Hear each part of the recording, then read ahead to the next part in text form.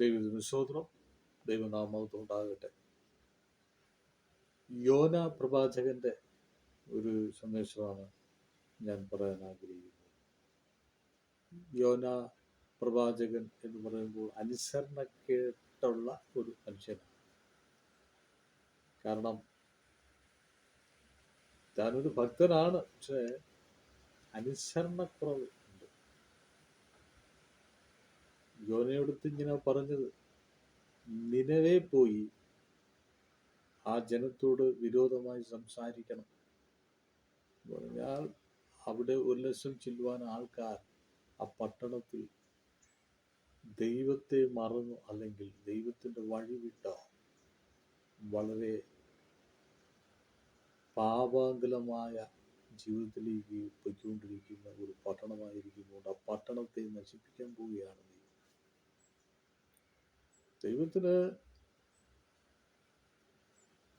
എല്ലാ ജനങ്ങളോടുള്ള ദൈവത്തിൻ്റെ ഒരു കടപ്പാടുണ്ട്. നമ്മൾ ഇപ്പോൾ ഒരു രാജ്യത്ത് തന്നെ, ഇപ്പോൾ കുവൈറ്റ് ഒരു രാജ്യം, യമൻ ഒരു രാജ്യം, ഇസ്രായേൽ ഒരു രാജ്യം, ഇന്ത്യ ഒരു രാജ്യം, ഇങ്ങനെ അതതായ രാജ്യങ്ങളിൽ അതതായ ഒരു അതോറിറ്റി ഉണ്ട്. ഭരിക്കുന്നവരാത് അവിടെ ആരാ ഭരിക്കുന്നത്, ആരാണ് ഭരണകർത്താവ്, അവരാണ് അതതായ രാജ്യത്തെ സംരക്ഷിക്കുന്നത്, അല്ലെങ്കിൽ ന്യായം നടത്തുകയും പരിപാലിക്കുകയും അവിടെ ആവശ്യമായ കാര്യങ്ങളൊക്കെ നിയന്ത്രണമായി നടത്തുന്ന, അങ്ങനെയാണ് നടന്നുകൊണ്ടിരിക്കുന്നത്. രാജ്യഭരണമുള്ള രാജ്യമാണെങ്കിൽ അവിടെ ചില നിയമങ്ങളുണ്ട്, നിയമാനുസരിച്ചാണ് കാര്യങ്ങൾ കൊണ്ടുപോകുന്നത്. പക്ഷെ ദൈവത്തിന് ലോകത്തിലെ സകല മനുഷ്യരോടും സകല രാജ്യങ്ങളോടും ദൈവത്തിന് ഭരിക്കുവാൻ അല്ലെങ്കിൽ ഉത്തരവാദിത്തമുണ്ട്. കാരണം സകലവും ദൈവത്തിൻ്റെ, സകല മനുഷ്യരും ദൈവമാണ്, ലോകം മൊത്തവും ദൈവത്തിൻ്റെ കൈകീഴിലാണ് എന്ന് ദിവസം പഠിപ്പാനായിത്തീരും.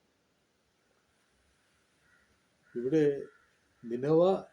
നിനവേ എന്നൊരു പട്ടണം, അത് ദൈവത്തിൻ്റെ ജനമായൊരു പട്ടണമാണ്.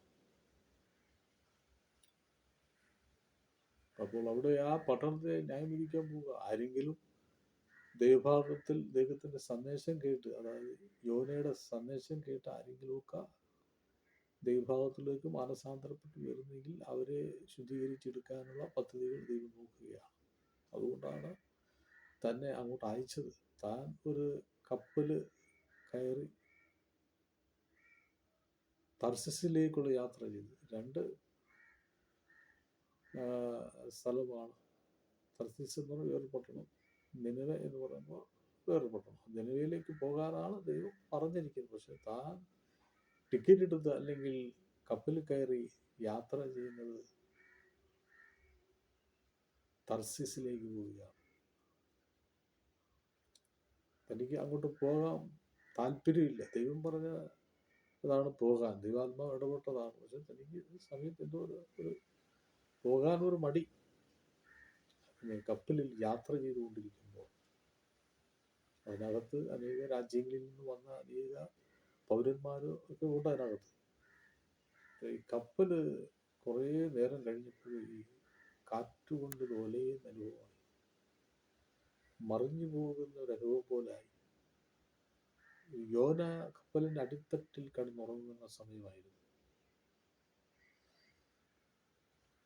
അങ്ങനെ ഇതിലുള്ള യാത്രക്കാർ ഭയന്ന് ഭാരപ്പെട്ടു. ഇതെന്താ ഇങ്ങനെ സംഭവിക്കുന്നത് എന്നുള്ളത് അവർക്ക് മനസ്സിലാക്കാൻ കഴിയുന്നില്ല. അവസാനം അവർ മനസ്സിലാക്കുന്നത് ഇങ്ങനെയാണ്: നമുക്ക് എല്ലാവരുടെയും പേര് എഴുതി ഒരു ഞറുക്കിട്ടിട്ട് നോക്കാം, അത് ആരുടെ നിമിത്തമാണ് നമുക്ക് അറിയാൻ കഴിയുമെന്ന് അവർ ഒരു തീരുമാനത്തിലെത്തി. എന്തൊക്കെയായാലും അവർ ആ തീരുമാനം, അവരുടെ ആ ഞറുക്കിടലൊക്കെ വലിയ വിജയമായി. കാരണം അവർ ഞറുക്ക് എടുത്ത്, പേരെല്ലാം എഴുതി ഞറുക്ക് എടുത്ത് ആദ്യത്തെ ഞറുക്ക് വായിച്ചു നോക്കുമ്പോൾ യോന എന്നുള്ള പേരാ എഴുതിയിരിക്കുന്നത്. ദൈവത്തിൻ്റെ വലിയൊരു അത്ഭുതമാണ്. ഇന്നീ കാലഘട്ടത്തിൽ ഇങ്ങനെയൊക്കെ ചെയ്തു കഴിഞ്ഞാൽ ആരെങ്കിലും വിശ്വസിക്കുമോ? എന്തോ കാലത്തിൻ്റെ ഒരു മാറ്റമാണ്. അതാ കാലഘട്ടങ്ങളിൽ അതാ വിശ്വസിക്കുന്ന ആൾക്കാരുണ്ട് എന്നുള്ള തെളിവാണ്.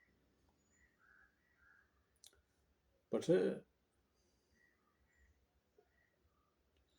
യോനെ പോയി അടിത്തട്ടിൽ ചെന്ന് ഉണർത്തി കൊണ്ടുവന്ന്, നിങ്ങൾ നിമിത്തമാണ് ഈ അനർത്ഥനം മറ്റുള്ളവർക്ക് സംഭവിക്കുന്നതാണ് ഞങ്ങളുടെ കണക്കൂട്ടൽ അറിഞ്ഞു.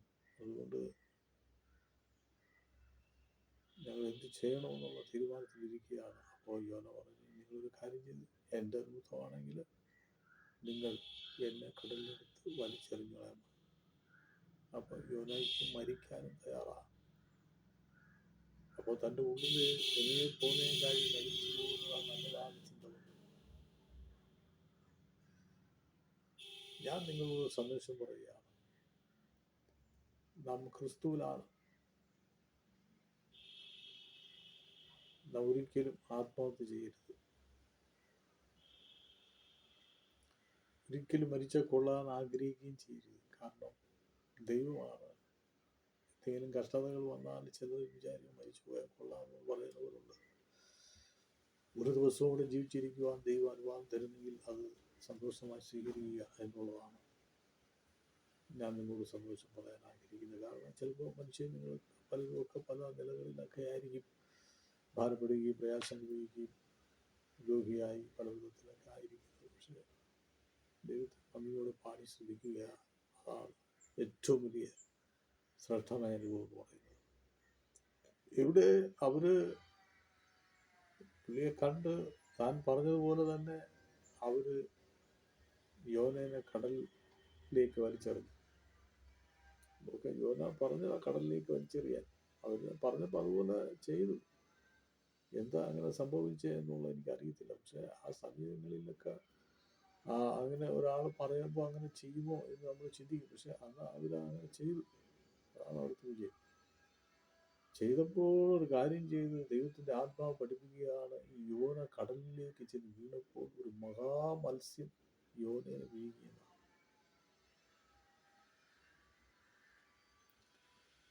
മറ്റവർ അത് അറിഞ്ഞു കാണത്തില്ല. അവരവർ യാത്ര, അവരവരുടെ വീട്ടിൽ അവരവർ യാത്രയായി. പക്ഷേ യോന 3 ദിവസം കടലാനയുടെ വയറ്റിൽ കിടന്നെന്നാണ് പറയുന്നത്. കടലാനയുടെ വയറ്റിൽ കിടന്നു.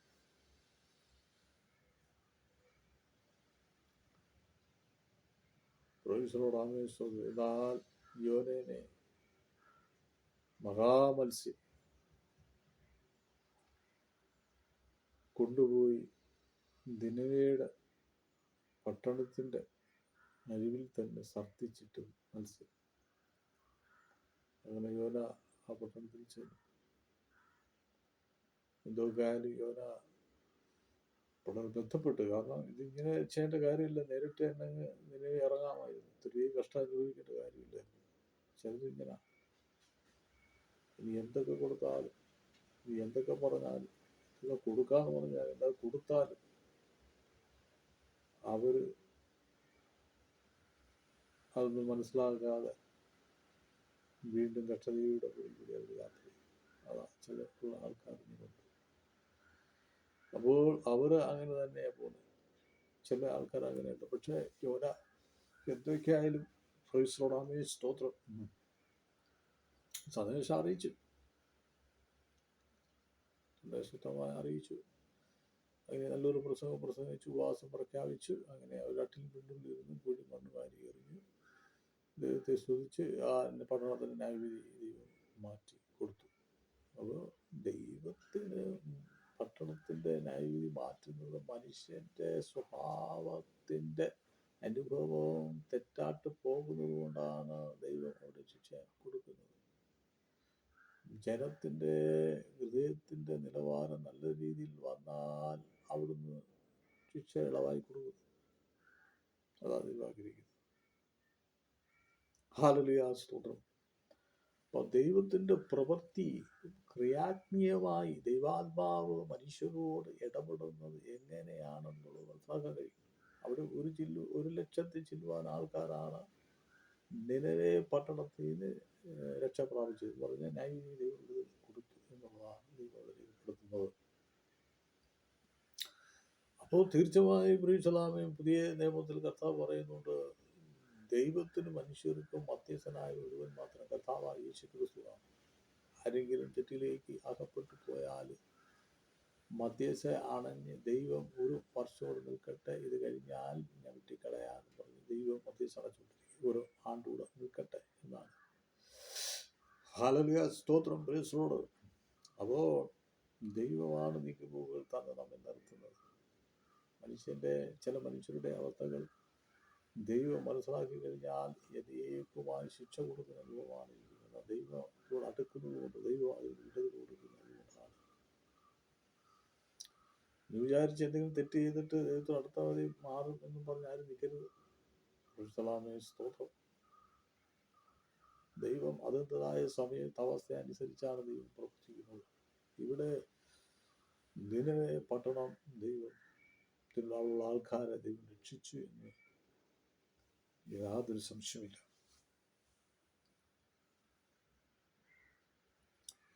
അപ്പോൾ അനുസരണക്കുള്ള പ്രവാചകനാണ് ഉള്ളത് നമുക്ക് മനസ്സിലാക്കാൻ കഴിയും. കാരണം ഇന്നും കർത്താവിൻ്റെ വേലയിലായിരിക്കുന്ന ഒരുപാട് പേരുണ്ട്.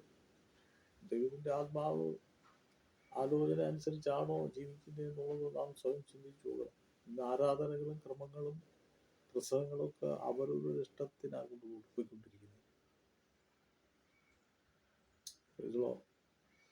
അവരുടെ ഇഷ്ടത്തിൽ തന്നെ പാട്ട്, പ്രസംഗവും സാക്ഷ്യവും പ്രസംഗത്തിൻ്റെ സമയം നിർത്തലും അവരുടെ ഇഷ്ടാനുസരിച്ച് ദൈവാത്മാവിൻ്റെ ഇഷ്ടത്തിനല്ല പല ആരാധനകളും പോകുന്നത്. അവരുടെ സ്വന്തം ഇഷ്ടപ്രകാരമാണ് നടക്കുന്നത്. ഒരാള് അല്ലെങ്കിൽ ഒരു ദൈവാസൻ പരിചയമില്ലെങ്കിലും ഒരു ചർച്ചിൽ വന്നാൽ അദ്ദേഹത്തിന് പ്രസംഗിക്കാൻ സമയം കൊടുത്തില്ലെങ്കിലും വന്ന വ്യക്തി എവിടുന്ന വന്നതെന്ന് സാക്ഷിയെങ്കിലും പറയാൻ ഒരു 10 മിനിറ്റെങ്കിലും കൊടുക്കണം. അത് കൊടുക്കുന്ന എങ്ങനെയാണെന്ന് വെച്ചാൽ വേദി മുൻപിൽ വരുത്തി തന്നെ അത് മറ്റുള്ളവരെ കാണുകയും എന്താണ് ആരായിക്കോട്ടെ അവർ പറയുന്നതെന്താണെന്ന് കേൾക്കുക. സാക്ഷിയായാലും എന്തായാലും ഇത് പറഞ്ഞ എന്താണെന്ന് കേൾക്കുക. ആ സമയം കൊടുത്തത് കൊണ്ട് ഒരിക്കലും ആ സമയം നശിച്ചു പോയില്ല. കാരണം എന്ന് പറഞ്ഞാൽ കർത്താവ് പറഞ്ഞ് ഞാൻ എൻ്റെ സമയം പണി പാതാള ഗോപുരം ജയിക്കില്ലെന്ന.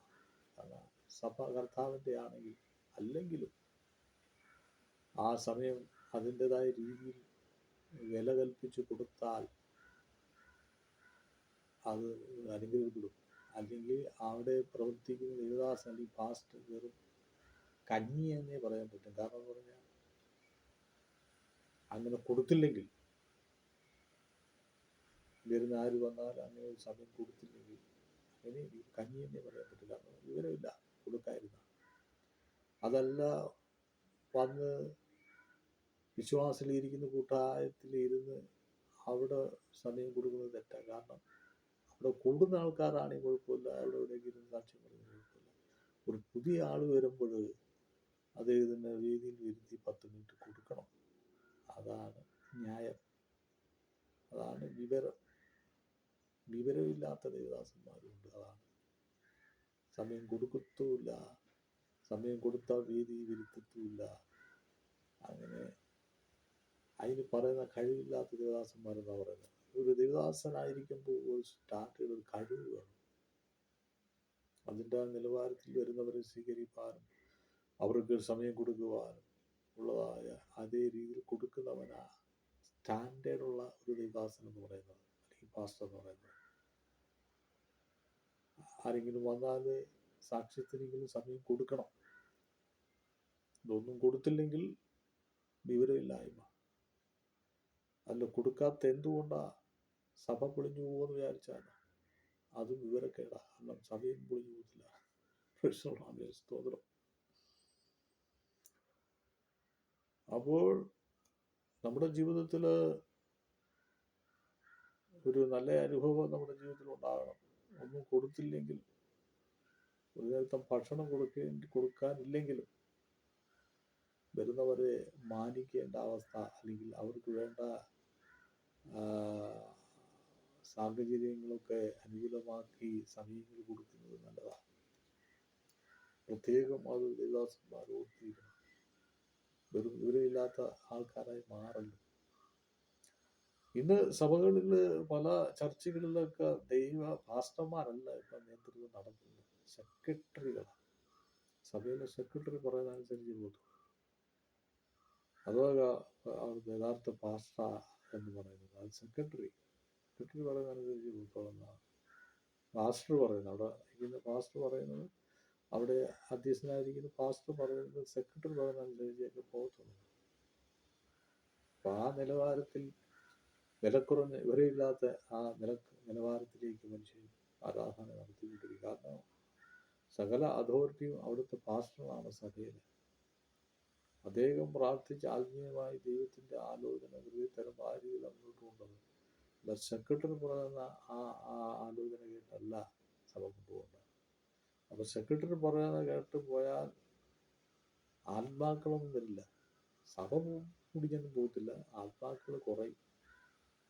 അപ്പം പ്രാർത്ഥനയും ദൈവാലോചനയിൽ ദൈവത്തിൻ്റെ കൃപയിൽ ആശ്രയിച്ച് ജീവിക്കുന്ന ഒരു ദൈവദാസനെ ആണെങ്കിൽ ആ സഭ നല്ല രീതിയിൽ അനുഗ്രഹപ്പെട്ടു പോകും. അല്ലെങ്കിൽ ആത്മാക്കളൊന്നും കാണത്തില്ല, പ്രാർത്ഥനകൾ കാണുമെന്നേ ഉള്ളൂ. അതൊരു ദൈവവചനത്തിൽ അപ്പോസ്തലന്മാരൊക്കെ ദൈവവചനത്തിൽ പഠിക്കുമ്പോൾ അവിടെയൊക്കെ ദൈവദാസന്മാർ തന്നെയാണ്, പാസ്റ്റർമാർ തന്നെയാണ് സഭ നടത്തിക്കൊണ്ടിരുന്നത്. സെക്രട്ടറിമാർ സഭ നിയന്ത്രിക്കുക എന്ന് പറയുന്നത് എനിക്ക് ഞാൻ വേദപുസ്തകത്തിൽ ഇല്ലാത്ത ഒരു കാര്യമാണ്. ചില സഭകളിലൊക്കെ പാസ്റ്റർമാരുടെ ഭാര്യയാണ് നേതൃത്വം നടത്തുന്നത്. പാസ്റ്റർ രണ്ടാമത്തെ സ്ഥാനത്ത് ഭാര്യ അവിടുത്തെ പാസ്റ്റർ, അങ്ങനെ രീതിയിൽ പോകുന്നവരുണ്ട്. അപ്പം അങ്ങനെ പോയാൽ നമുക്ക് ആത്മീയ വളർച്ച, ആത്മീയമായ ആൾക്കാരൊന്നും വരില്ല. കാര്യങ്ങളിങ്ങനെ നടന്നു പോകുന്നല്ലാതെ വേറെ ഒരു കാര്യം അവിടെ നടക്കില്ല എന്നുള്ളതാണ് സംശയം. പഠനം പറയുന്നത്,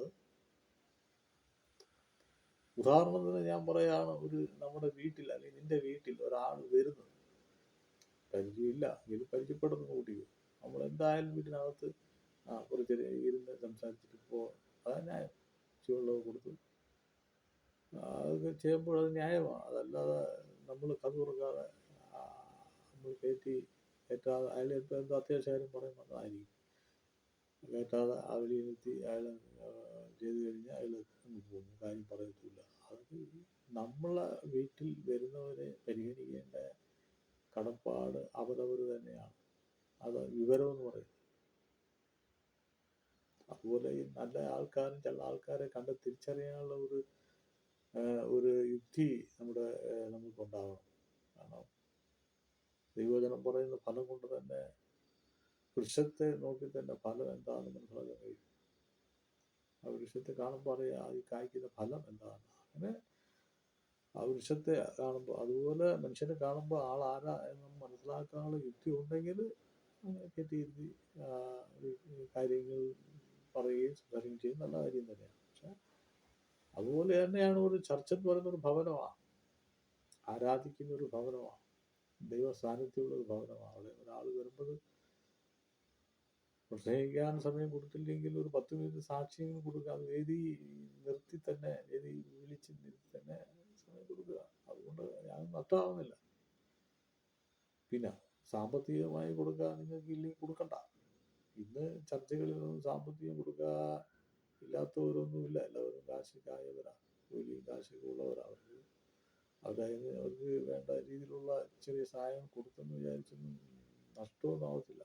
അതുപോലെ ചെയ്യാനാണ് ഇങ്ങനെ ആൾക്കാർക്ക് താല്പര്യമില്ലല്ലോ. ഒരു പുതിയ തലമുറയിലേക്ക് ആയിക്കൊണ്ടിരിക്കുകയാണ്. കാരണം നന്മ കൊടുക്കേണ്ടതെന്ന് പഠിപ്പിക്കുന്ന ഒരു കാലഘട്ടത്തിലായിക്കൊണ്ടിരിക്കുകയാണ്. ഭവനത്തിലായാലും അച്ഛനും അമ്മയും അടുത്തൊക്കെ പറയുന്നത്, ആര് വന്നാലും 10 പൈസ കൊടുക്കുക, വെള്ളം കൊടുക്കുക, ആഹാരം കൊടുക്കുകയും ചെയ്യരുത്. അവർക്കെല്ലാം 10, 40 വയസ്സ് 60 വയസ്സൊക്കെ ഉള്ളവരാണ്. മകന് 18, 20 വയസ്സൊക്കെ ഉള്ള ആളായിരിക്കും. മോൻ പറയുന്നതാ കേൾക്കുന്നത്. ഇന്നത്തെ തലമുറയ്ക്ക് എന്ന് പറഞ്ഞാൽ നല്ല തലമുറകളുണ്ട്.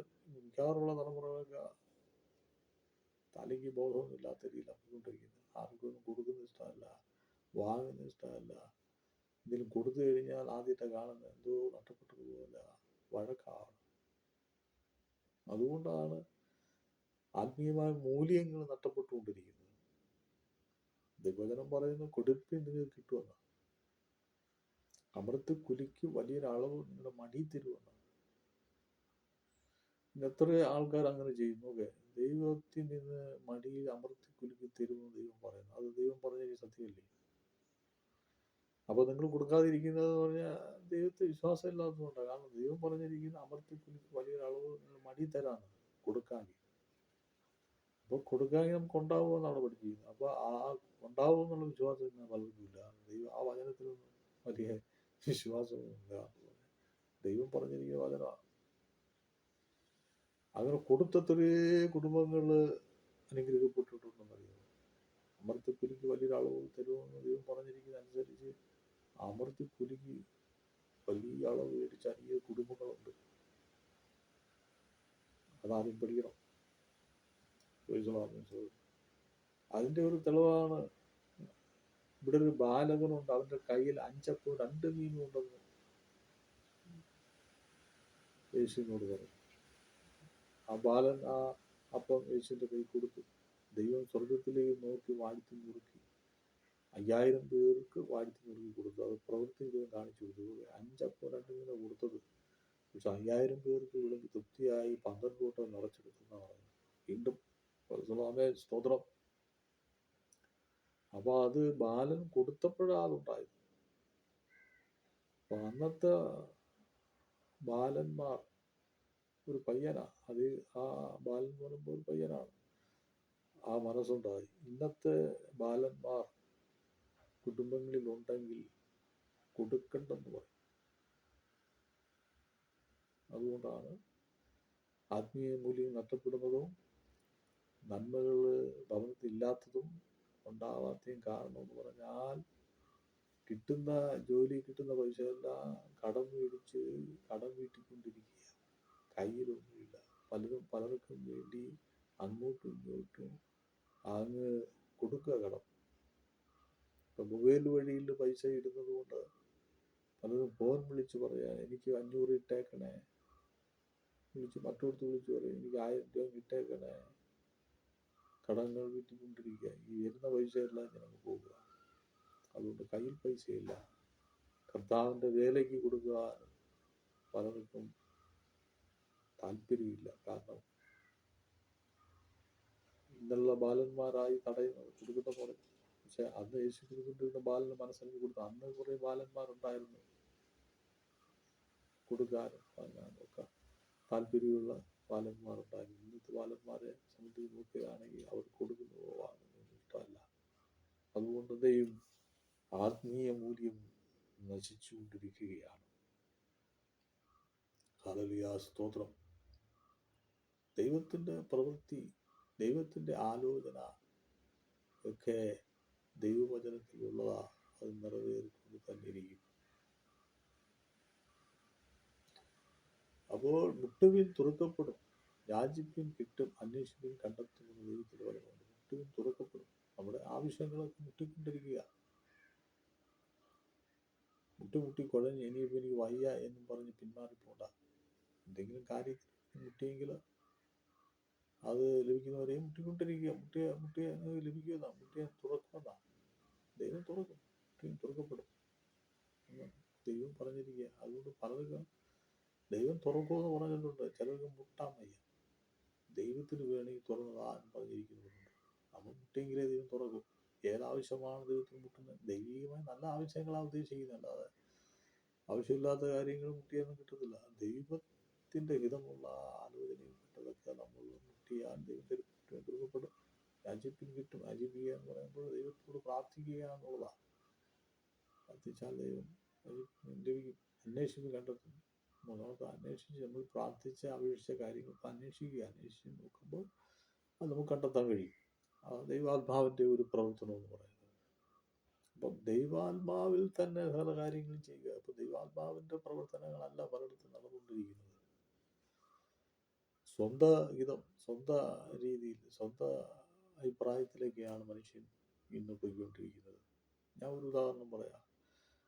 ഒരു വ്യക്തി പ്രാർത്ഥിക്കുന്ന ഒരു ദൈവദാസനാണ്. ആ വ്യക്തി പറയുന്നത് ആരും കേൾക്കാൻ താല്പര്യമില്ല, അത് അംഗീകരിക്കാൻ താല്പര്യമില്ല. പക്ഷേ ഇതൊന്നും അല്ലാതെ ഈ ലോകത്തിലെ ഏതെങ്കിലും ഒരു മനുഷ്യൻ, യേശുവിനല്ലാതെ ഏതെങ്കിലും ഒരു മനുഷ്യനെ കൂട്ടി നമ്മുടെ വിശ്വാസികളായിരിക്കുന്ന അവർ വന്നും പറഞ്ഞാൽ അത് അച്ചടക്കമായി കേട്ട് മനസ്സിലാക്കി നീങ്ങുന്നവരുണ്ട്. ആ പറഞ്ഞ ലോകപ്രകാരം ജീവിക്കുന്ന ആളുകൾ മദ്യപാനിയായിരിക്കും, ചിലപ്പോൾ വീട് വിളിക്കുന്ന ആളായിരിക്കും, തോന്നിയാൽ ജീവിക്കുന്ന ആളായിരിക്കും. പക്ഷെ അയാൾക്ക് ദൈവമായിട്ട് ബന്ധമില്ലാത്ത ആളാണ്. അയാൾ പറയുന്നതാണെങ്കിൽ ഒരു വിശ്വാസികൾ പറഞ്ഞാൽ അത് അക്ഷരപ്രതി കേട്ട് അത് മനസ്സിലാക്കി പോകുന്നവരുണ്ട്. പക്ഷെ ഒരു ദൈവ പൈതൽ അല്ലെങ്കിൽ ദൈവദാസൻ പറയുന്നത് എന്താണെന്ന് കേട്ട് മനസ്സിലാക്കുക അവർക്ക് ലഭിച്ചാണ്. അതെന്താണെന്ന് ചോദിച്ചാൽ എല്ലാ ദൈവദാസന്മാരും ശരിയല്ലെന്നുള്ള ധാരണയില്ല അവർ ഈ പറയുന്ന കേൾക്കാത്തത്. കാരണം ദൈവദാസന്മാരുടെ കൂട്ടത്തിൽ പലരുമൊക്കെ പല പ്രശ്നങ്ങളിലായിരിക്കുന്നവരുണ്ടാകും. എല്ലാവരും അങ്ങനെയാണെന്നുള്ള ധാരണയിലാണ് അതുകൊണ്ട് അദ്ദേഹം പറയുന്നത് കേൾക്കാത്തത്. അതൊരു പിതാവിൻ്റെ തന്ത്രമാണ്. വിലപിടിപ്പുള്ള ആലോചനകളും വിലപിടിപ്പുള്ള ദൂതുകൾ കേൾക്കാതെ നാം മനസ്സിലാക്കി മൗനമായി പോകുമ്പോൾ അവിടെ നമ്മുടെ ജീവിതത്തിൽ പരാജയമുണ്ട്. അതല്ല, ആര് പറഞ്ഞാൽ ദൈവാലോചന ഏറ്റെടുത്ത് പ്രാർത്ഥിച്ച് ദൈവത്തിൻ്റെ കരങ്ങളിൽ ജീവിക്കുന്നതാണ് ദൈവം നമ്മെക്കുറിച്ച് ആഗ്രഹിക്കുന്നത്. ഒരു കാര്യം മനസ്സിലാക്കണം, ഒരാൾ അത്യാവശ്യ സ്ഥാനത്തായിരിക്കും, ദൈവദാസനാണെങ്കിൽ പാസ്റ്ററാണെങ്കിൽ വളരെ ബുദ്ധിപൂർവ്വം യുക്തിപൂർവ്വം വിവരമുണ്ടാവണം. നടത്തി കൊണ്ടുപോകേണ്ട രീതിയൊക്കെ മനസ്സിലാക്കണം. അതാണ് ദൈവം നമ്മെക്കുറിച്ച് ആഗ്രഹിക്കുന്നത്. അപ്പോൾ മനസ്സിലാക്കുന്നത് ദൈവാത്മാവിൽ പോകണം. യോന ദൈവാലോചനയേക്കാതെ പോയതുകൊണ്ട് വളരെ കഷ്ടപ്പെട്ടു. അപ്പോൾ ദൈവാലോചന അവസാനം ഏറ്റെടുത്തു. ദൈവം അത് പരിഹാരം കണ്ടെത്തി. ഇതുപോലെയാണ് ദൈവം നമ്മെക്കുറിച്ച് അനേക കാര്യങ്ങൾ ദൈവം ആഗ്രഹിക്കുന്നത്. പലരും ഇന്ന് ദൈവാലോചനയിലല്ല പോകുന്നത്. ആരെങ്കിലും പറയുന്നത് കേട്ട് ആരെങ്കിലുമൊക്കെ ചെയ്യുന്നത് കേട്ട് അത് പറഞ്ഞ് കേട്ടൊക്കെ പോവുക. അതിൻ്റെ ഫലമായി നമ്മുടെ ജീവിതത്തിൻ്റെയും നഷ്ടമെല്ലാം സംഭവിക്കുക. ദൈവാലോചന ഏറ്റെടുത്ത് ദൈവക്രമീകരണത്തിൽ ജീവിക്കുകയാണെങ്കിൽ അവിടെ വിടുതലുണ്ട്. എന്തെങ്കിലും ജീവിതത്തിൽ സംഭവിച്ചു കഴിഞ്ഞാൽ അതിൻ്റെ രീതിയിൽ മുമ്പോട്ട് പോകണം. അതാർക്കും താല്പര്യമില്ല. കാരണം മറ്റുള്ളവരുടെ മറ്റുള്ളവരുടെ ഉയർച്ച കാണാൻ പലർക്കും താല്പര്യമില്ല. അസൂയ ഉള്ള ഒരു കാലഘട്ടമാണ്. ഒരാൾ നല്ല വൃത്തിയെ നടക്കുന്നതോ, നല്ല രീതിയിൽ പോകുന്നതോ, നല്ല രീതിയിൽ സംസാരിക്കുന്നതോ, നല്ല രീതിയിൽ ആരാധിക്കുന്നതോ, നല്ല രീതിയിൽ പാടുന്നതോ, നല്ല വീട് വയ്ക്കുന്നതോ, ഇതൊന്നും മറ്റുള്ളവർ കാണുവാനുള്ള പ്രാപ്തിയില്ല, പ്രാണിയില്ല. എന്ന് പറഞ്ഞാൽ മറ്റുള്ളവർ കാണാൻ അവർക്ക് വയ്യ. എന്നെ സംബന്ധിച്ച് ഞാൻ പറയട്ടെ, ഒരു വലിയ വീട് കണ്ടു കഴിഞ്ഞാൽ സ്തോത്രം പറയാം. ഒരു കാറിൽ വരികയാണെങ്കിൽ സ്തോത്രം പറയുക. നല്ല ഭക്ഷണം കഴിക്കുന്ന ആളാണെങ്കിൽ സ്തോത്രം പറയുക. അവർ കഴിക്കട്ടെ, അല്ലെങ്കിൽ അവർ ജീവിക്കട്ടെ എന്ന് പറയാം. നമുക്ക് ഇല്ലെങ്കിൽ വേണ്ട, ദൈവം തരുന്നെങ്കിൽ മതി എന്നുള്ള ചിന്തയിൽ പോകുക. അതാണ് ആത്മീയത എന്ന് പറയുന്നത്. ഒരു സ്വലാമേ സ്തോത്രം. ആത്മീയമായി ജീവിക്കുക, ദൈവാലോചനയിൽ ജീവിക്കുക. ഒരു നല്ലൊരു സഭാപ്രവർത്തനത്തിനുള്ള ഒരു പ്രവർത്തന സംഘടനയിൽ നിൽക്കുന്ന ഒരാളാണ്. അയാൾക്ക് ഞാൻ ഇതുപോലെ സംസാരിച്ചു. നിങ്ങളോട് ദൈവാത്മാവ് പറയുന്നത് നിങ്ങളുടെ ഈ സ്ഥാനം വിട്ട് മറ്റു ചർച്ചിലേക്ക് പോകണമെന്ന് പറഞ്ഞാൽ നിങ്ങൾ കേൾക്കുമോ എന്ന് ചോദിച്ചപ്പോൾ ആദ്യം പറയാം, ദൈവാത്മാവ് ആളുകളെന്ന് പറയത്തേ ഉള്ളൂ, ഞാൻ കേൾക്കത്തില്ല. ഞാൻ ആയിരിക്കുന്നിടത്ത് ഞാൻ ഇരിക്കും.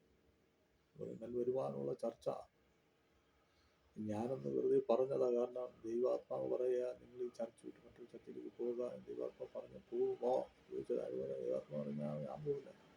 എനിക്ക് ഇത്ര ദിവസമായിരിക്കാൻ ചാൻസ് എത്ര ഇരിക്കാൻ ഞാൻ ആഗ്രഹിക്കുകയാണ്. ദൈവാത്മാവിന് അവിടെ നിന്ന് പറയാനായിട്ട് തോന്നുന്നു. അപ്പോൾ അത് നോക്കണം. ദൈവ ആത്മാവ് എന്തെന്ന് മനസ്സിലാക്കാത്ത രീതിയിലാണ് സംസാരിക്കുന്നത്. ദൈവാത്മാവ് പറയാൻ നീ മാറ്റപ്പെടുമെന്ന് പറഞ്ഞാൽ പറ്റത്തില്ല, എനിക്ക് അങ്ങോട്ട് വരാൻ പറ്റുമെന്ന് പറയാൻ പറ്റുമോ? ഇല്ല. മരണം ഒരു ദൈവത്തിൻ്റെ ആലോചനയാണ്. ഒരിക്കൽ മരിക്കും, അത് ദൈവം വിളിക്കും. അതും ദൈവത്തിൻ്റെ ആലോചന, അത് പറ്റത്തില്ലെന്ന് പറയാൻ പറ്റുമില്ല. അപ്പോൾ മനുഷ്യന്റെ ഹൃദയത്തിൽ ആരാധിക്കുകയും പ്രാർത്ഥിക്കുകയും പ്രസംഗിക്കുകയും ദൈവസ്ഥാനങ്ങൾ ഇരിക്കുന്നെങ്കിലും അവരുടെ ജീവിതത്തിൽ മാനുഷികമായ കണക്കുകളിലായിരിക്കുന്നത്.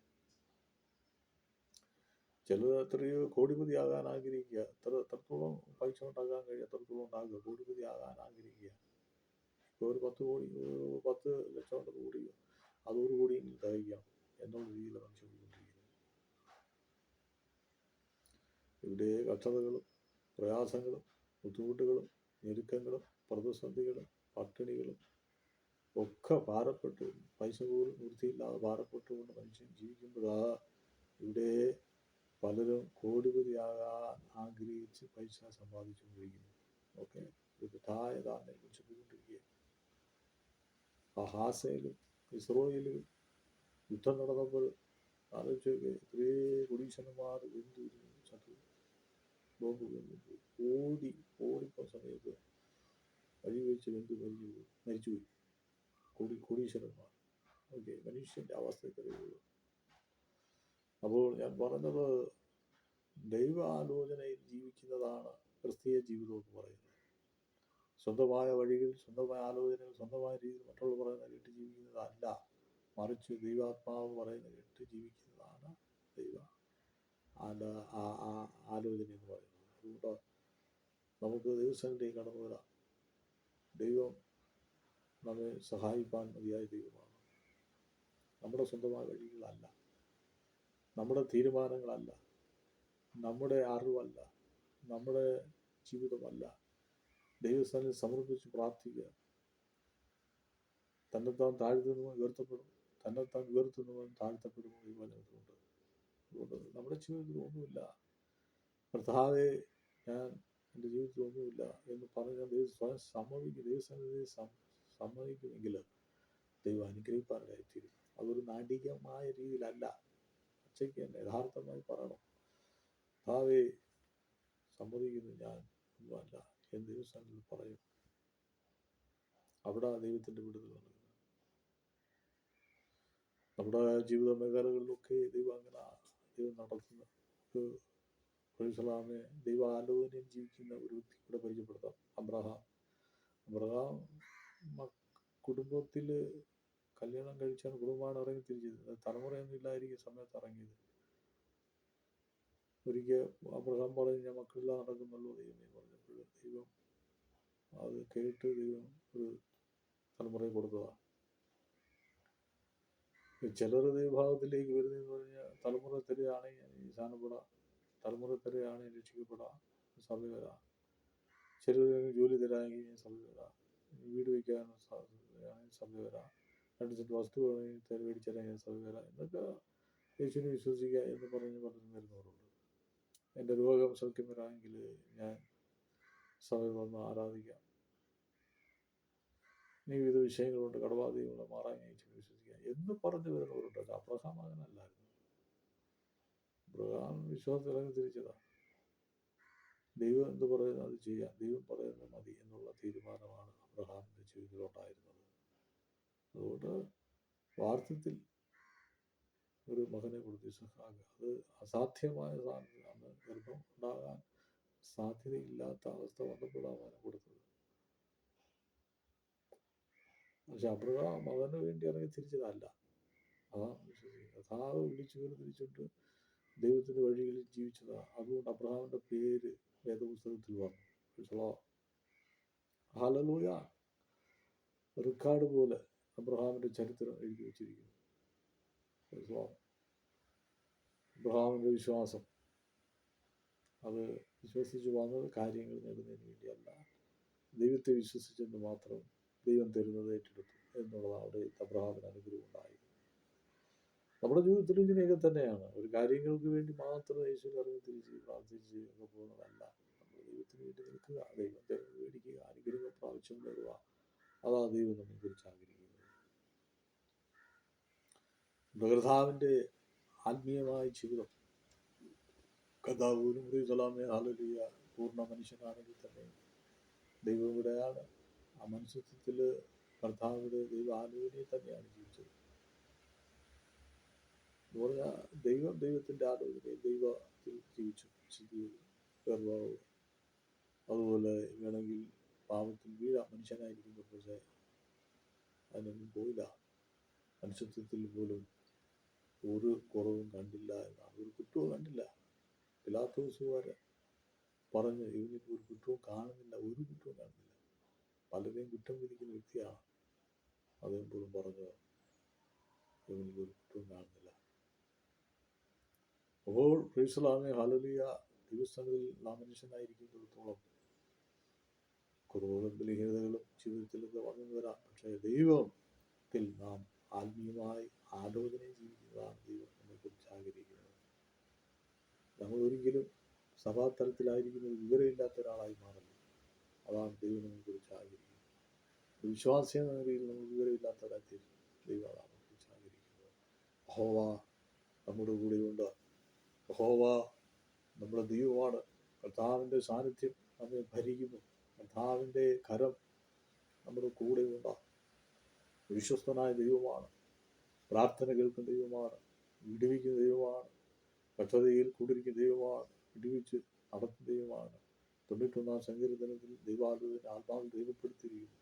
അത്യുന്നതൻ മറൽ വസിക്കും, സർവശക്തൻ ഈ പാർക്കും, യഹോവയെക്കുറിച്ച് എൻ്റെ സന്തതം കൂട്ടി ഞാൻ ആശ്രയിക്കുന്നു എൻ്റെ ദൈവം എന്ന് പറയുന്നു. ഹല്ലേലൂയ. കെട്ടുകാരൻ്റെ കെണിയിൽ നാശകര മഹാമാരി വിടുവിക്കുന്ന ദൈവവചനം പറയുന്നത് ദൈവത്തിൻ്റെ ആലോചനയാണ്.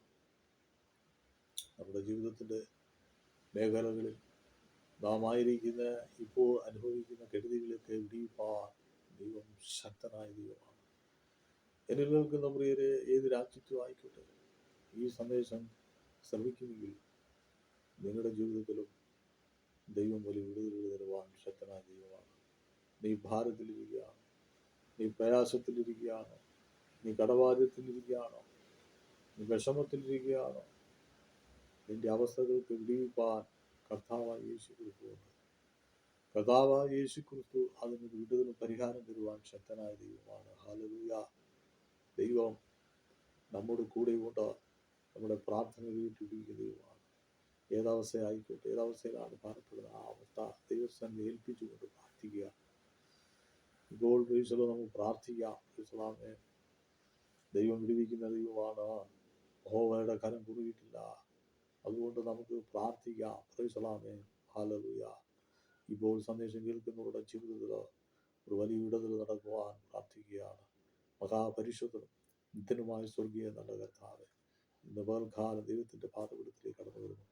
കഴിഞ്ഞ നിമിഷം മുതൽ നിമിഷം വരെ യഹോവയായ ദൈവം പരിപാലിച്ച് അനുഗ്രഹിച്ചതിനായി സ്തോത്രം. പുതുവഴി തുറക്കണം. എന്നിൽ കേൾക്കുന്ന ഈ സന്ദേശം കേൾക്കുന്ന ആരെങ്കിലും ഭാരപ്പെടുന്നെങ്കിൽ, പ്രയാസം അനുഭവിക്കുന്ന, കെടുതിയിരിക്കുന്നെങ്കിൽ ഒരു വലിയ വിടുതൽ കർത്താവേ വചനമയച്ചാൽ വിടുവിക്കുമാറാകണമെന്ന് പ്രാർത്ഥിക്കുന്നു. ഒരു പരിഹാരം കണ്ടെത്തുവാൻ, ജീവിതത്തിൽ വിജയം കണ്ടെത്തുവാൻ യഹോവ ഇടയാക്കണമെന്ന് പ്രാർത്ഥിക്കും. ദൈവമേ, നീ ഞങ്ങൾക്ക് സംഗതമാണല്ലോ, ഞങ്ങളുടെ ദൈവമാണല്ലോ, നീ വിടുവിക്കുന്ന ദൈവമാണല്ലോ. പ്രൈസലാമേ.